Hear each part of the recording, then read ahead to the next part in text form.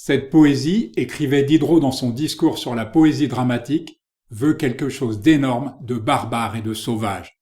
Le moins qu'on puisse dire, c'est que le peintre Ivan Aïvazovski n'a pas fait sienne cette tirade du philosophe et que sa poésie à lui respirait le calme, la douceur et la paix, du moins à ses débuts. Ses premières toiles ont en effet un peu de la clarté et de la transparence du luminisme américain, tandis que les dernières évoquent plutôt Turner, ses mers tempétueuses, ses vaisseaux aux mâts brisés et ses naufragés hébétés accrochés à ce qu'il reste de l'épave et qui n'a pas encore sombré. Une expression popularisée par le dramaturge Anton Tchekhov donne une idée de ce que représente le peintre en Russie. Ce qui est beau y reste en effet défini comme digne du pinceau d'Aïvazovski. Pour Turner, c'était un génie, et il fut le premier artiste non français à recevoir la Légion d'honneur. Quant aux Florentins, ils lui commandèrent 2 autoportraits pour le musée des Offices, puis le palais Pitti. Son œuvre la plus connue, la 9e vague, est un condensé de ses défauts et de ses qualités. Une splendeur incomparable, mais aussi un pathos un brin prosélyte, telle l'allégorie sacrée de ses débris en croix. En cause, au-delà d'un tempérament tenu secret, ses choix artistiques. Il fit peu de croquis ou esquisses sur le motif, peignant ses toiles de mémoire directement au pinceau, dans l'intimité de son atelier.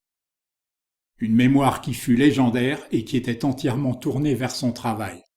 L'âge venant, il privilégia ses paysages intérieurs à ses souvenirs géographiques, donnant à son œuvre un ton mélancolique.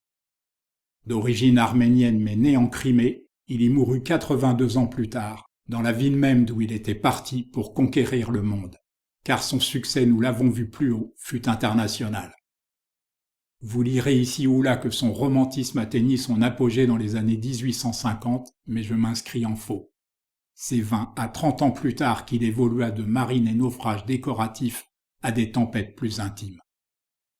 Quant à ses matins calmes et ses mers apaisées, ils baignent dans une telle luminosité qu'ils en sont comme irradiés, et vous ne saurez pas s'il faut vous en réjouir ou tout au contraire vous en méfier.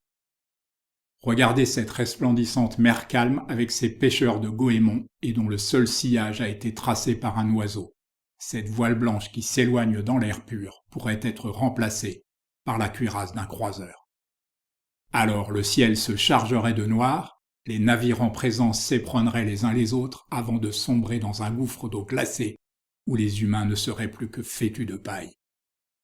La 9e vague est une chimère de marins, celle d'une masse d'eau apocalyptique qui succéderait à 8 vagues de plus en plus grosses et puissantes. Dans la réalité, une seule vague suffit à tout emporter. Tout, ou presque, car il faut des témoins à cet apocalypse. Les rares à y avoir échappé pourront, une fois la tempête passée, en dramatiser un récit qui deviendra vérité historique sur le lit de l'effroi commun.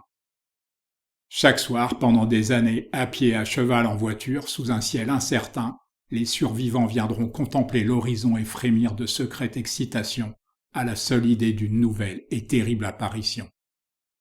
Le peintre se fit une spécialité d'alterner entre vision de fin du monde et perfusion d'espoir dans le matin naissant. Il vivait pourtant retranché, apparemment indifférent au courant artistique de son temps. Il semble qu'Aïvazovski ait été une personnalité complexe, à la fois ambitieux et couvert d'honneur, mais incapable de s'en satisfaire. Après l'avoir rencontré, Tchekhov le décrivit à son épouse. En lui seul se trouve réuni un général, un évêque, un artiste, un arménien, un vieux paysan naïf et un Othello.